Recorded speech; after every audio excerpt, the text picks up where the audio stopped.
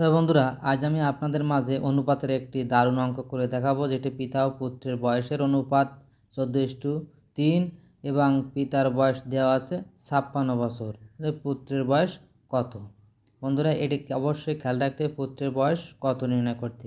তাহলে এখানে একটা পদ্ধতি অবশ্যই অবলম্বন করতে হবে, যেটা এখানে দেওয়া আছে কি লিখতে হবে, দেওয়া আছে আমাদের পিতার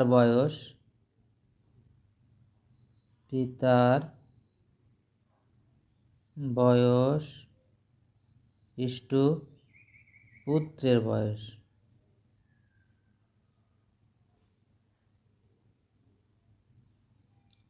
চোদ্দো ইস্টু তিন 14:3। বন্ধুরা, এবার অনুপাত মানে এক প্রকার ভাগ বলা যায়। পিতার বয়স উপরে রাখবো এবং পুত্রের বয়স নিচে নিয়ে আসবো, ভাগ প্রক্রিয়ার মতো। দেখুন কত সুন্দরভাবে পুত্রের বয়স সমান সমান ওই 14/3। বন্ধুরা, এবার একটা অবশ্যই দেখছি যে ব্যস্ত অনুপাত করা যায় কিনা, অর্থাৎ যেটা বের করব সেটা উপরে রাখতে হবে। পুত্রের বয়স বাই পিতার বয়স সমান সমান 3/14, অর্থাৎ অনুপাতটি উল্টিয়ে দিলাম। এটাকে বলা হচ্ছে ব্যস্ত অনুপাত। ব্যস্ত অনুপাত।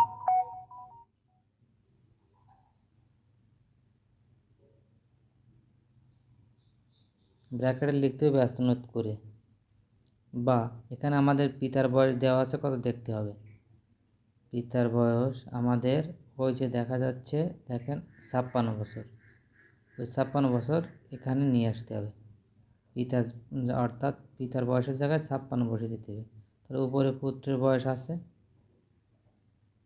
পুত্রের বয়স বাই ওই 56 ইকুয়াল টু ওই 3/14। বা আর গুণ করতে হবে। তাহলে পুত্রের বয়সের সঙ্গে কী গুণ হবে, ওই 14। পুত্রের বয়স গুণ 14 ইকুয়াল টু ওই 3×56। আর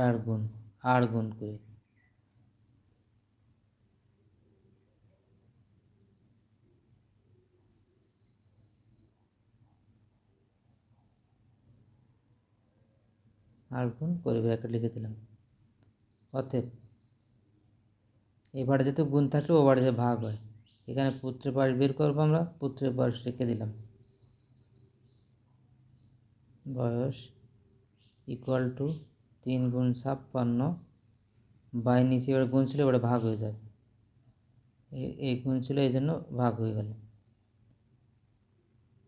এই 4×14=56, 3×4=12।